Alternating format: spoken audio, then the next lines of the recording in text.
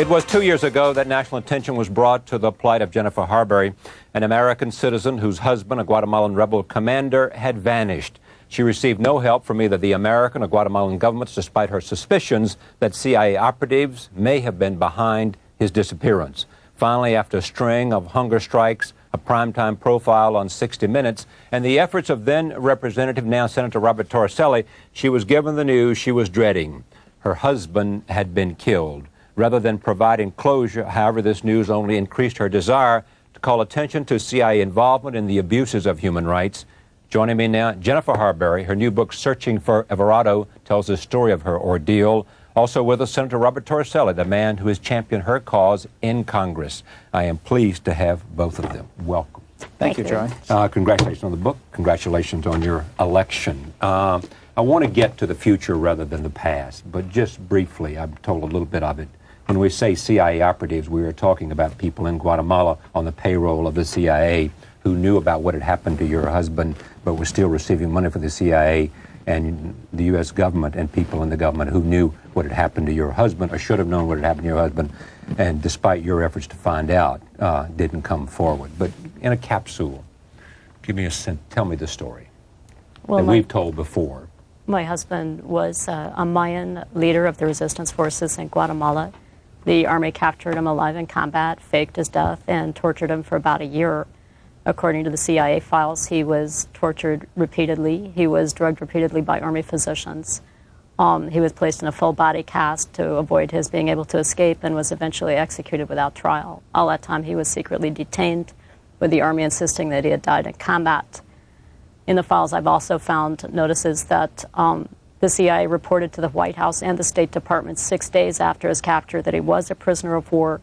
When I found out that he was still alive after a witness escaped in 1993, apparently someone did speak with military officials and received a report he was still alive. That was not passed on to any of us. I was told repeatedly that there was no information about him, went through a series of hunger strikes when in fact there were reports that he was in fact dead. Not only that, but he was in the hands, according to the IOB report, of more than one paid CIA asset. And that the CIA knew exactly where he was and what was happening, since he was, in fact, in the hands of our own employees. This is very disturbing. Yeah. What is it you have not yet been able to find and have returned to you, his remains? Most of the reports indicate that he's buried under the Las Cabañas military base near the Mexican border, which is in the zone where he was held and seen being tortured. It's a small military base, a string of barbed wire, a few huts, and the villagers report that there are 500 to 2,000 Guatemalans buried under that base. We had a number of special orders from the court to allow an exhumation. The special prosecutor tried again and again to open that mass graveyard. He was shot out. He was placed under 24-hour-a-day death threats together with his son until he was run out of office.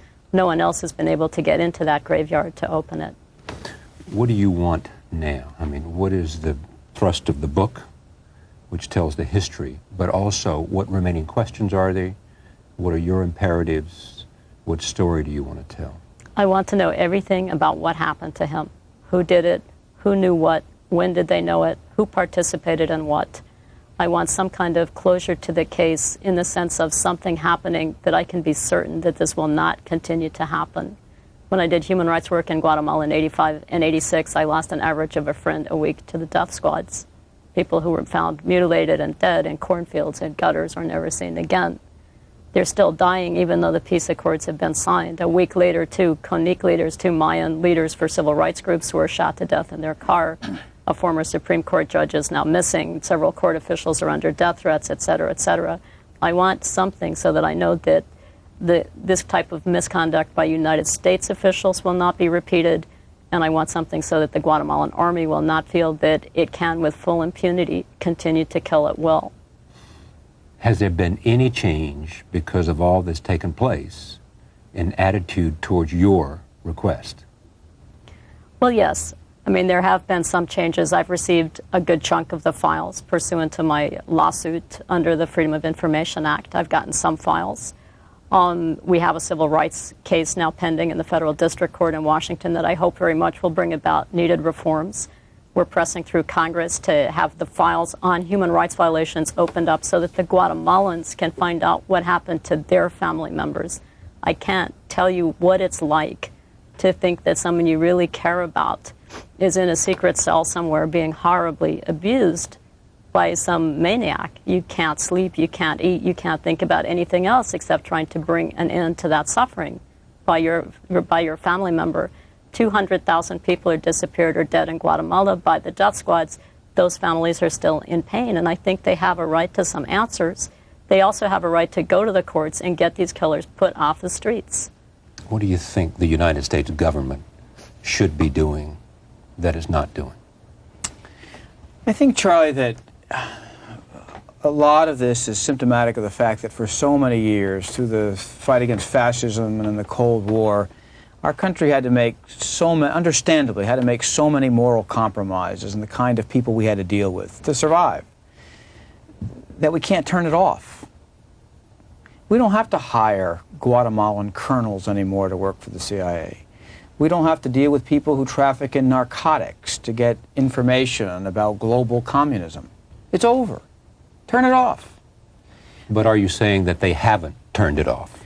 They haven't turned it off. I mean, even today? Well, the fact that as late as in Jennifer's experience, we were paying officers of the Guatemalan military who we knew were involved in the murder not just of Guatemalan citizens, but of American citizens, and involved in human rights abuses, and even in narcotic trafficking to our own children and our own people. That this was going on as late as the 1990s, I think is the case that the intelligence community is adjusting slowly, at least. But since then, we've had all the attention that you have generated because of the powerful and eloquent voice you've brought to this on lots of national media, this one included. It would seem to me that, you know, we now know about the kind of people that were on the CIA And John payroll. Deutch, before he left as head of the agency, has now claimed that there are going to be human rights standards, that we've learned the lesson that sometimes the information that usually ironically comes from these sources isn't reliable anyway because of the kind of people that they are. And even if it is reliable, it associates with people that gives more political damage than any security benefit we get. As a virtue of that, it is claimed that there are 1,000 of these assets around the world because of narcotics or human rights abuses that we will no longer employ. I think that's good news. Do you think it'll be carried out? Well, I was very hopeful that with Tony Lake, I think, given who he is, he would have been the kind of CIA director that really would have enforced it. Now, with Mr. Tenet, I don't know. But I think... Why do you not know about Mr. Tenet? Because he's too much what? Or too little what? The record is of being part of the agency. Getting control of it is not good by most who have tried. And second, whether or not he is too much of the intelligence community. But I think that remains to be seen. Okay, and we'll give him the benefit of the doubt. I'll give the benefit of the doubt. I mean, he was chairman of the Staff Committee on Intelligence in the Senate. Went over there and been deputy for, 18 months or a year. Was going to continue to be deputy if Tony Lake had been confirmed. Now, the president seemed to appoint him as the easy way out, and with recognition of his abilities, without taking anything away from him. Are you saying that to get things straight at the CIA, it's unlikely to happen because what's necessary and essential is someone from outside who would really change things? First, I think it starts with the administration. The law requires that the CIA share information, as in these cases. If an American is abused, the laws are violated, the president's to be told, the Congress is to be told. That's never going to be taken seriously until the president or the Congress insist upon it. The agency still acts when they give us information about intelligence operations as if they're doing us a favor. It's not a favor. It's the law. That has to start with the president. And then I think, ironically, it may be the one agency of government where the man or woman who leads it needs not to be of it, not to have experience with it, but from the outside. Then you just said that the president has the kind of CIA he wants because he's unwilling to demand a different CIA. At the moment I have seen it promised a different CIA, I have not seen the level of demand that convinces me it's going to happen. I want to come back to Jennifer in just a second, but let me just stay with the CIA in a second. What about all of the revelations about moles here and moles there and all of that uncovering? Do you think that there is a new mindset there about those kinds of things? You know, Charlie, I served in the Intelligence Committee those years. In the cases of the moles, and in fact the operatives we now know were working for the Soviets during the Cold War and the years after, Ames ironically, the greatest responsibility in that falls upon this same mindset of the CIA. Those moles should have been found out long before. And the reason they weren't? They wouldn't allow access by the FBI. Because the FBI is, in fact, in charge of counterintelligence. They wouldn't cooperate with the agency of the United States government who could have found these moles because of this same attitude of the agency being separate and being apart. And the United States paid a high price for that with Aldrich Ames and other cases. Let me come back now to try to talk about two different strains here, but they meet in your case. They meet here. What happened to the man who was a CIA operative, Guatemalan, on the payroll, who knew of your husband's murder? He more than knew. That was Colonel Julio Roberto Alpírez, a School of the Americas graduate, who was seen by an eyewitness as he bent over my husband's body. My husband was bound hand and feet to a table. There was an unidentified gas tank next to the bed. He was swollen enormously. The word the man used was deformed. His arm and leg were heavily bandaged as if they had ruptured or hemorrhaged, and he was raving. Colonel Alpírez more than knew about what was happening to my husband. He was one of the people in charge for a long period of time of his secret detention and of his torture and interrogation. And there's one document that indicates that he actually gave a confession about requesting permission to have him executed to the Attorney General of Guatemala. What happened to him? He supposedly is not on military payroll anymore and is supposedly not on CIA payroll anymore. I assume he is not any longer on CIA payroll de facto. He is still very active within military circles. He was teaching at a military school for a while, and I hear intermittently that he's still, in fact, closely involved with the Army. I think, as a number of the files indicate, he knows way too much about both the Army and the CIA to really cross. What do you think, if anything, can bring closure for you? I mean, just to know that this man that you love so much was in that prison, in that cell, enduring that kind of torture. Well, nothing can bring a person back, and nothing can erase that. There's nothing that we can do at that level. I would like to see the case go through the Inter-American Court. It's actually been accepted for a full international trial in Costa Rica by OAS. That's highly rare. It's a very special situation. At that point, the Army, for the first time ever, will face an international panel of judges that it cannot assassinate and cannot terrorize. There will be some kind of, I believe, I'm confident, some kind of final ruling that, yes, the Army did kill him, that they can't just say he ran off with another woman. They can't say that's really him buried in the first grave, that I just got confused because all Indians look alike. They won't be able to say any of those things. There will be an international recognition and condemnation of what had happened. And that's a major step in breaking the Army's impunity. For once, at the highest levels, they will be accused and sentenced, so to speak. Not criminally sentenced, they can be fined, but just found guilty of torture, of a hoax, of lying, of obstruction of justice, of murder. That would be very, very important, and it will make me breathe a little easier that the Mayans in Guatemala will be safer in the future.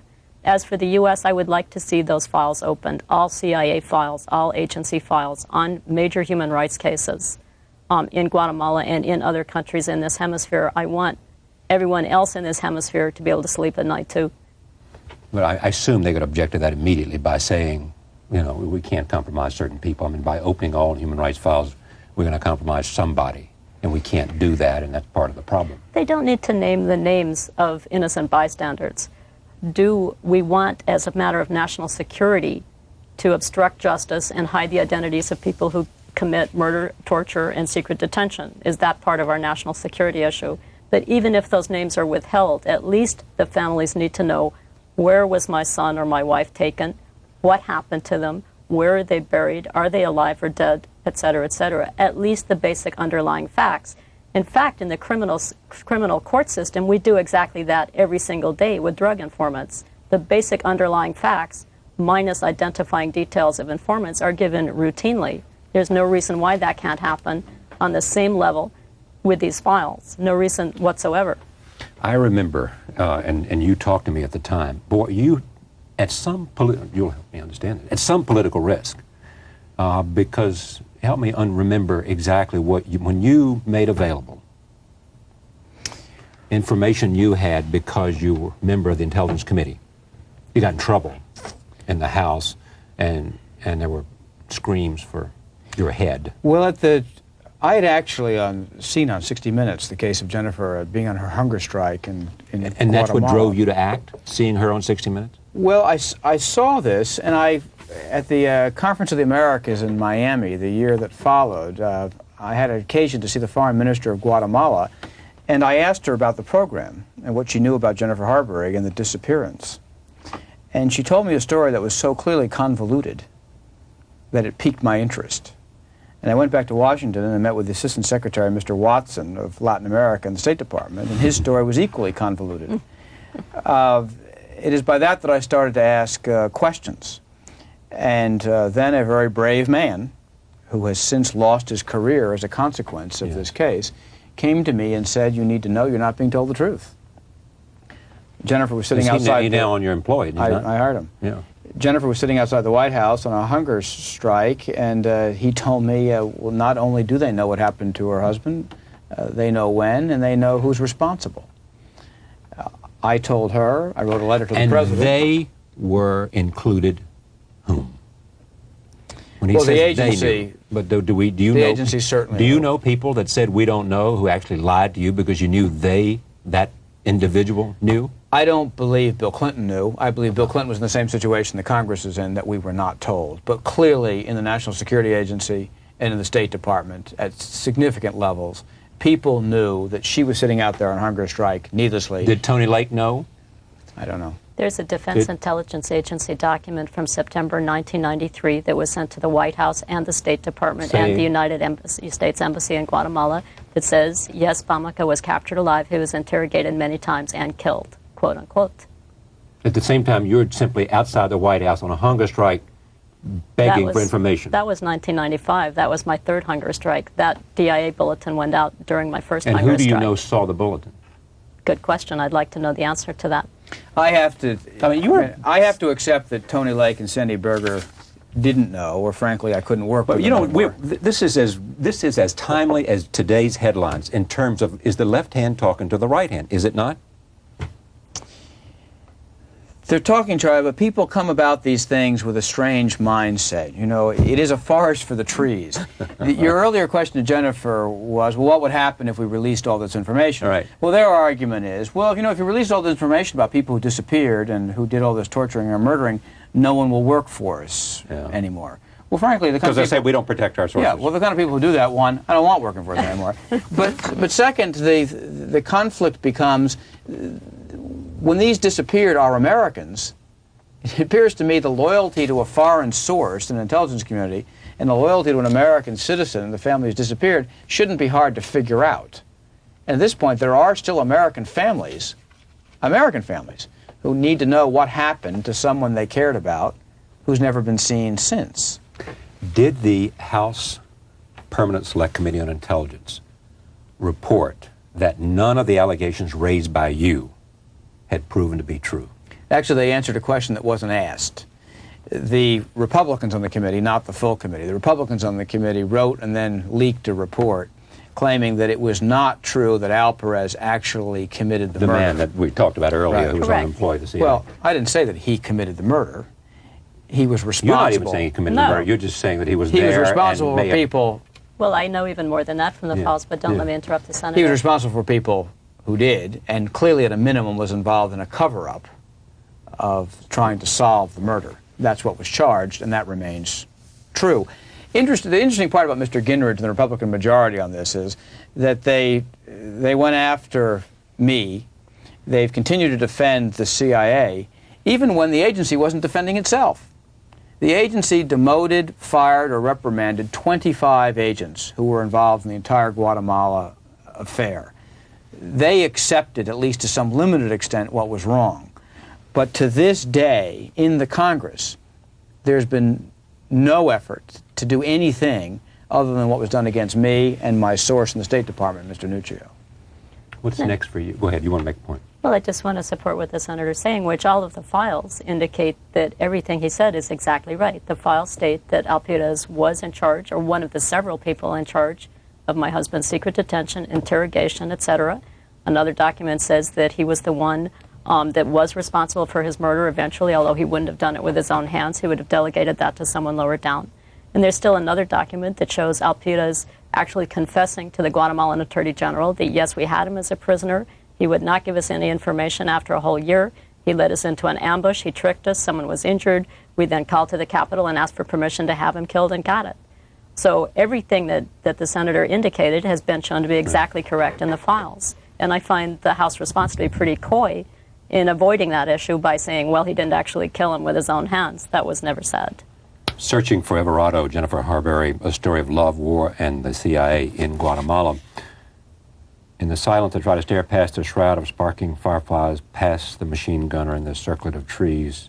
Are you out there, Everardo? You've been missing for so long, vanished for 3 years now. Have I finally found you here? You're still so real to me. It is hard to believe that you're dead and broken, lying motionless in some shallow grave. This is not what I fought for, not what I hoped for all the time. I don't want to believe it, yet I do believe it, no matter how hard my heart resists, for it has the ring of truth. You will never let me hide from the truth. I want to take you from their hands, free you, but I don't know if it will ever be possible. I will try. I am here for you. I am here for you. Your words, this book. Thank you. Thank you. Thank you, Jerry. We'll be right back.